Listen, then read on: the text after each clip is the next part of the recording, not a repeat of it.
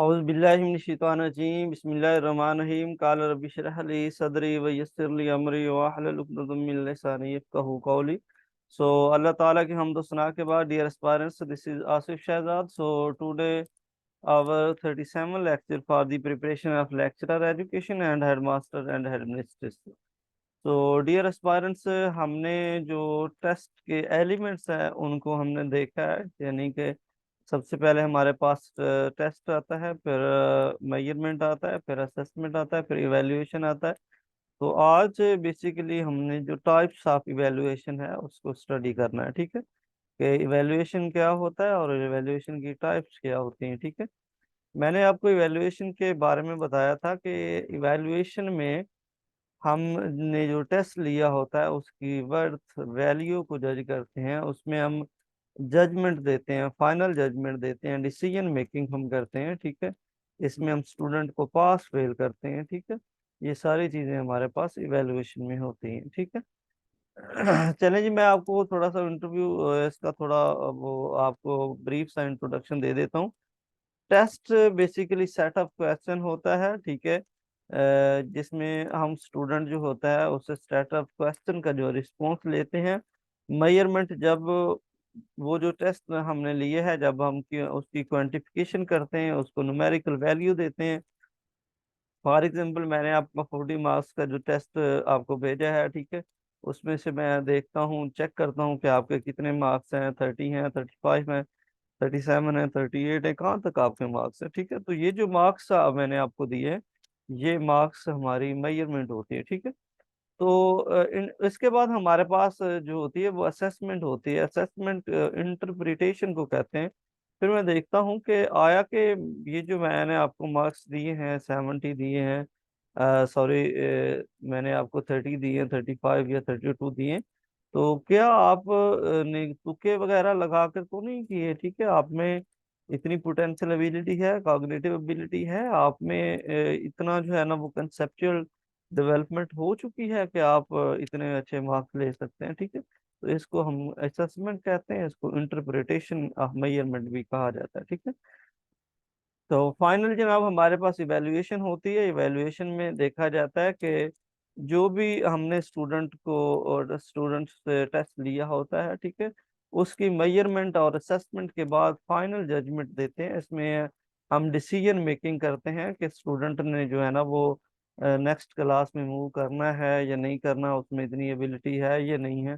हम उसकी परफॉर्मेंस, उसके जो लर्निंग आउटकम है, उसकी बेस पे हम क्या करते हैं, उसकी प्लेसमेंट करते हैं, और उसको नेक्स्ट ग्रेड में, नेक्स्ट क्लास में हम क्या करते हैं, उसको मूव करते हैं। ठीक है, तो ये जी हमारे पास इवैल्यूएशन है। इवैल्यूएशन की टास्क में हमारे पास सबसे पहले प्लेसमेंट इवैल्यूएशन आ जाता है, फिर डायग्नोस्टिक इवैल्यूएशन आ जाता है, फॉर्मेटिव इवैल्यूएशन आ जाता है, बेंचमार्क इवैल्यूएशन आ जाता है, सम्मेटिव इवैल्यूएशन आ जाता है। ठीक है, तो जैसे ये हमने असेसमेंट के बारे में पढ़ा, सेम टू सेम जो है ये ऐसे ही हमारे पास इवैल्यूएशन भी है। ठीक है, जस्ट नाम में जो है ना वो थोड़ा बहुत चेंजिंग है, तो आप इसको रीड कीजिएगा। इंशाल्लाह मैं भी इसको थोड़ा रीड करके आपको बता देता हूँ, ताकि आपका जो कंसेप्ट है और ज़्यादा क्लियर हो जाए। ठीक है, सबसे पहले हमारे पास प्लेसमेंट इवैल्यूएशन होती है। It is the start of before instruction when a child admit in school to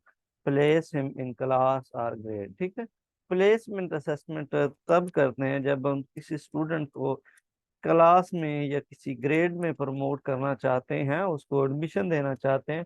तो उससे पहले जो टेस्ट लिया जाता है, वो क्या, जो इवैल्यूएशन की जाती है, वो हमारी प्लेसमेंट इवैल्यूएशन होती है। ठीक है, तो उसके बाद ही सेकंड नंबर पे हमारे पास डायग्नोस्टिक इवैल्यूएशन आ जाता है। It is also done before the starting of instruction, check the permanent learning disability difficulties of student to adopt or adjust curriculum factoring to the unique need of student। ठीक है, मैंने आपको बताया था कि जैसे हमारे पास डायग्नोस्टिक असेसमेंट होता है, ऐसे ही हमारे पास डायग्नोस्टिक इवैल्यूएशन भी होता है। ये भी क्लास जो होती है, स्टार्ट होने से पहले हम बच्चे की जो लर्निंग डिसेबिलिटीज हैं, लर्निंग डिफिकल्टीज हैं, उनको जो है ना वो जज करते हैं कि आया कि बच्चा जो इस काबिल है कि हम इसको जो कॉमन क्लास है, जो आम स्टूडेंट है, उनके साथ इसको एजुकेशन प्रोवाइड कर सकते हैं, या फिर इसमें कोई स्पेशल किस्म की कोई डिसेबिलिटीज तो नहीं मौजूद जिसकी वजह से कल को इसको प्रॉब्लम ना हो। ठीक है, तो ये सारी चीजें हम इसमें डायग्नोस्टिक इवेलुएशन में देखते हैं। ठीक है, उसके बाद ये हमारे पास थर्ड नंबर पे फॉर्मेटिव इवेलुएशन आ जाता है। It is done during the instruction to check student performance. ठीक है, फॉर्मेटिव असेसमेंट या फॉर्मेटिव इवेलुएशन जब आपका लर्निंग प्रोसेस स्टार्ट हो जाता है, तो ड्यूरिंग द लर्निंग सेशन आप जब इवेलुएशन करते हैं, स्टूडेंट की परफॉर्मेंस को चेक करते हैं, तो ये हमारे पास होता है जनाब फॉर्मेटिव इवेलुएशन। ठीक है, इसके बाद बेंचमार्क असेस इवेलुएशन आता है, ये असेसमेंट भी हम इसको कह सकते हैं। It is during this instruction after the completion of a unit और चैप्टर। ठीक है, जब एक चैप्टर या एक यूनिट कंप्लीट हो जाता है, तो उसके बाद जब आप स्टूडेंट की इवेलुएशन करते हैं, उनकी असेसमेंट करते हैं, तो ये इवेलुएशन हमारे पास बेंचमार्क इवेलुएशन कहलाती है। ठीक है, इसके बाद जी नेक्स्ट हमारे पास समेटिव इवैल्यूएशन आती है। It is done after the instruction at the end of the year, at completion of course of study, या ये एंड ऑफ द सेशन होती है, एंड ऑफ द ईयर होती है, या फिर एंड ऑफ द कोर्स होती है। इसको हम समेटिव असेसमेंट कहते हैं। ठीक है, अच्छा आप मुझे बताएं कि समेटिव असेसमेंट का कोई और नाम भी हो सकता है, या समेटिव एवेल्युएशन जो है इसका कोई और नाम भी हम इसको कॉल ऑन कर सकते हैं, किसी और नाम से इसको रिलेट कर सकते हैं? जी बताएं प्लीज। अप्रोचेज में से अगर किसी एक अप्रोच के साथ हम इसका लिंक करना चाहें, तो कौन सी अप्रोचेज के साथ, कौन सी अप्रोच के साथ इसका लिंक बनता है? जी बताएं। अल्लाह के बंदे रिस्पॉन्ड किया करें, ये कोई यहाँ पे कुछ ऐसे फ्री में सब कुछ चल रहा है, या मैं कोई बस ऐसे ही लगा हूँ आपसे? कम से कम आप रिस्पॉन्ड तो किया करें, अगर नहीं आता तो सिंपल बता दें कि सर हमें नहीं आता। नो आप लोग तो आइडिया। बिल्कुल ऐसे गूंगे बहरे बन के बैठ जाते हैं जैसे मैं कोई दीवारों के साथ लगा हुआ हूँ। फिर कलेक्टिव एवोल्यूशन आ सकता है, कलेक्टिव एवोल्यूशन। क्या चीज आ सकती है? नो आइडिया, नहीं पता। वो सिंपल बता दें, आपको नहीं पता तो बाकी आप भी बताएं भाई। आप रिस्पॉन्ड करें, क्लास में आ जाते हैं जनाब, बस बैठ के चला गया। कम से कम कोई रिस्पॉन्ड तो करें आप। डेली बेस पे मैं पूछता रहता हूँ, आप रिस्पॉन्ड ही नहीं करते। ऐसे नंदाले स्टूडेंट मैंने भाई पहली बार देखे हैं क्लास में। टीचर बोल रहा है, आपसे क्वेश्चन कर रहा है, रिस्पॉन्ड चाह रहा है, आप रिस्पॉन्ड नहीं कर रहे।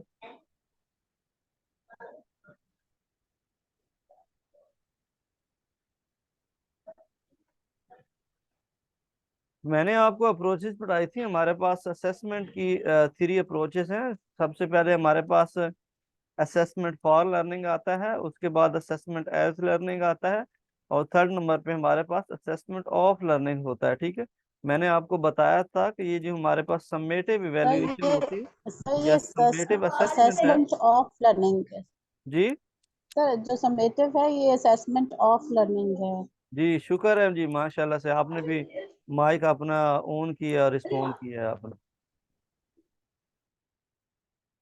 तो आप रिस्पॉन्स कर लें यहाँ पे, तो क्या हो जाएगा, कुछ भी नहीं होता। अगर आपकी दूसरा लेक्चर जो है ना वो अपलोड भी होता है यूट्यूब पे, तो आपकी वॉइस से क्या कोई क्या क्या कर लेगा, मुझे ये बताएं आप। हम लर्निंग कर रहे हैं, हमारा नहीं यहाँ सर पे काम ये जो है नहीं था, लर्निंग करना है। ये था बस ये। सर ये प्रोसेस में नहीं आ रहा था कि कौन सी, बाकी ये तो पता था कि एज पार्ट में से कौन सी, वो बस देख आवाज नहीं नहीं पा आ रहे रही, थे क्या कौन बोल सी रहे हैं? प्रोसेस है। मैंने जी कहा बस अप्रोचेस का जहन में नहीं आ रहा था कि अप्रोचेस कौन सी हैं, नहीं, तो अदरवाइज ये आप तो कम पता से था कम कि ये अल्लाह के फॉर बंदे, है कम या से और कम के आप लिए मुझे है। बताए तो सही कि सर हमें अंडरस्टैंडिंग नहीं हो रही है, हमारे पास इसका एग्जैक्ट आंसर नहीं है। आप बता दें, मैं बोले जा रहा हूँ, आप रिस्पॉन्स ही नहीं कर रहे। ये क्या तरीका बनता है? आप माशाल्लाह मेच्योर स्टूडेंट हैं, आपको तो रिस्पॉन्ड खुशी से करना चाहिए कि ताकि आप खुद जो है ना वो एक्सप्लोर करें। लेकिन आप लोग तो भाई पता नहीं कोई नई मखलूक आ गए हैं यहाँ पे, फिर आप कहते हैं कि जी सर हमारे बेइज्जती करते हैं, इंसल्ट करते हैं। चलें जी, इसके बाद हम देखते हैं फेजेस ऑफ इवेल्युएशन। इवेल्युएशन के हमारे पास 3 मेन फेजेस हैं, उनको भी देख लेते हैं। सबसे पहले हमारे पास प्लानिंग फेज आ जाता है, सेकंड नंबर पे प्रोसेस फेज आ जाता है, और थर्ड नंबर पे हमारे पास प्रोडक्ट फेज आ जाता है। ठीक है, तो प्लानिंग फेज में हम जितनी भी प्लानिंग करते हैं वो सारी की सारी हमारी प्लानिंग फेज में आती है। It is the first phase of evaluation involves the situation analysis, development of objective, selection of test for measurement, objective and strategy and planning of test। ठीक है, यानी कि ये जो फर्स्ट फेज होता है जिसमें हम प्लानिंग करते हैं, इसमें पहले क्या होता है कि हम सिचुएशन को एनालाइज करते हैं। ठीक है, अब देखिए मैं आपको थोड़ा इसके बारे में, इसका डीप जो है ना वो नॉलेज देना चाहता हूँ। फॉर एग्जाम्पल जो है, हम एक जो है ना वो प्रोजेक्ट जो है ना लॉन्च करना चाह रहे हैं कि लिटरेसी रेट जो है पाकिस्तान के अंदर वो 100% हमने करना है।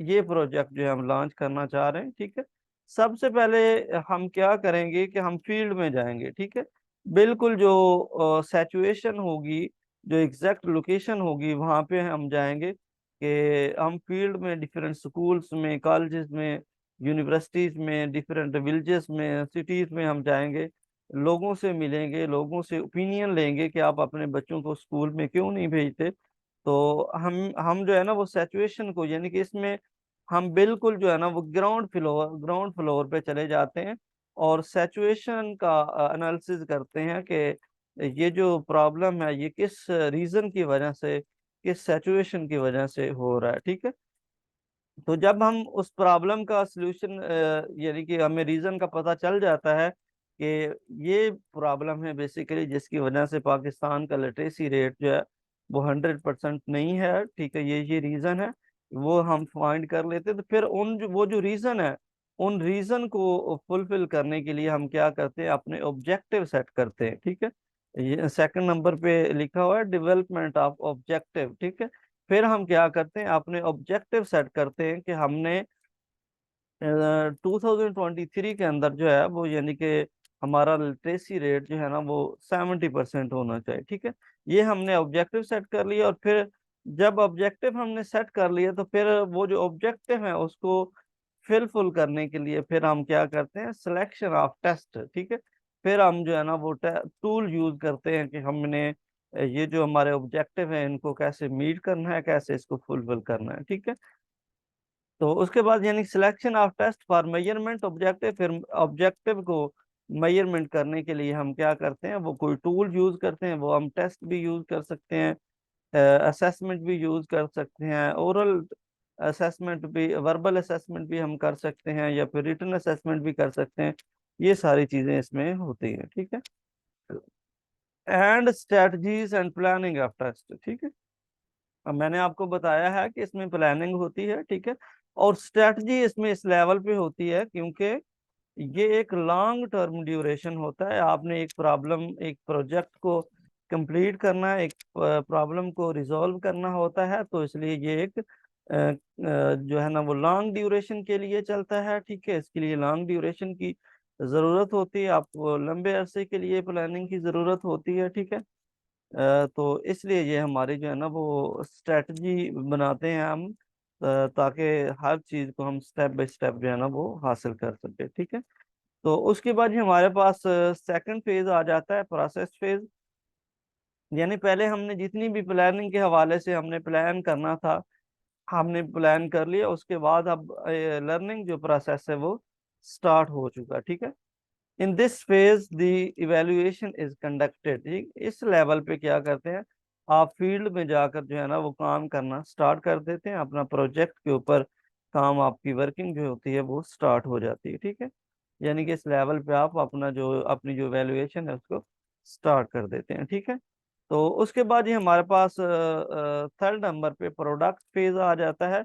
इसका प्रोडक्ट का मतलब होता है इस लेवल पे आप रिजल्ट प्रोवाइड करते हैं, कंक्लूजन देते हैं, सम अप करते हैं। ठीक है, so it involves test analysis, यानी कि इसमें टेस्ट का एनालिसिस होता है, स्कोरिंग होती है, इंटरप्रिटेशन ऑफ रिजल्ट होता है, and making recommendation based on result of the student. ठीक है, यानी कि जो रिजल्ट आता है उसकी बेस पे फिर क्या करते हैं आप, रिकमेंडेशन करते हैं, आप फिर स्टूडेंट को प्रमोट करते हैं। ठीक है, उनको नेक्स्ट क्लास में मूव करते हैं। ठीक है, या फिर आपने जो प्रॉब्लम को फाइंड करने के लिए जो सारा प्रोसेस किया उसको आप जर्नलाइज करते हैं। ठीक है, इसको इस सेंस में भी हम यूज कर सकते हैं। ठीक है, तो ये जी हमारा टॉपिक आज जितना भी था वो हमने कंप्लीट कर लिया है। इसके बाद एक छोटा सा टॉपिक, छोटा सा तो नहीं है, इस पे तकरीबन एक अलग लेक्चर बनता है। तो क्या ख्याल है, इसको रहने दें या फिर कर लें आज? ये कंप्लीट तो नहीं होगा, वो कंप्लीट अलग ये टॉपिक बनता है। बताएं जरा, अपनी ओपिनियन दें प्लीज। ये देखें ना, आइटम है, आइटम के स्टेप्स हैं, उसके बाद ये आइटम की डिफरेंट टाइप्स है हमारे पास। ठीक है, और उसके बाद आइटम डिफिकल्टी, ये इम्पोर्टेंट जो है ना वो टॉपिक है। इसमें क्वेश्चन मोस्टली पूछा जाता है, तो मेरे ख्याल में नेक्स्ट हम इसको रख लें। क्या ख्याल है? तो ठीक है, नेक्स्ट कर लेंगे। हाँ जी, क्योंकि इम्पोर्टेंट है। आप देखें ना यहाँ पे नेक्स्ट एंड वाली जो स्लाइड है, यहाँ पे मैं बता देता हूँ आइटम डिफिकल्टी लेवल। यहाँ पे मोस्टली जो है ना वो एक आध क्वेश्चन जो है ना वो पूछा जाता है इस एरिया में। ठीक है, तो हमें सारी चीज़ों को अंडरस्टैंड करके अच्छे से लेकर चलना है, ताकि कहीं पे कोई भी कंफ्यूजन जो है ना वो ना रहे। ठीक है, तो माशाल्लाह से मेरे मायानार स्टूडेंट जो है ना, अभी क्लास एंड होने वाली है, और मेरे जो अच्छे स्टूडेंट हैं माशाल्लाह वो अभी आ रहे हैं। ये कंडीशन है जी आपकी बस। अल्लाह पाक आपको हिदायत अता फरमाए, आप टाइम पे आ जाएं। ठीक है, बार बार आपसे मैं कह चुका हूँ कि आप टाइमली आया करें, लेकिन आप लोग जो है ना वो नहीं आते। लेकिन मैं भी बार बार आपसे कह रहा हूँ, लेक्चर में आप जो है ना वो कम से कम रिस्पॉन्ड जो है वो ज़रूर किया करें। ठीक है, तो टीचर बोल रहा होता है और आप लोग रिस्पॉन्ड ही नहीं करते, ये कोई एथिकली चीज़ जो है ना वो अच्छी नहीं है। ठीक है, ठीक है जी, आज का लेक्चर हम एंड करते हैं। अपना ख्याल रखें आप। अल्लाह हाफिज़, ठीक है।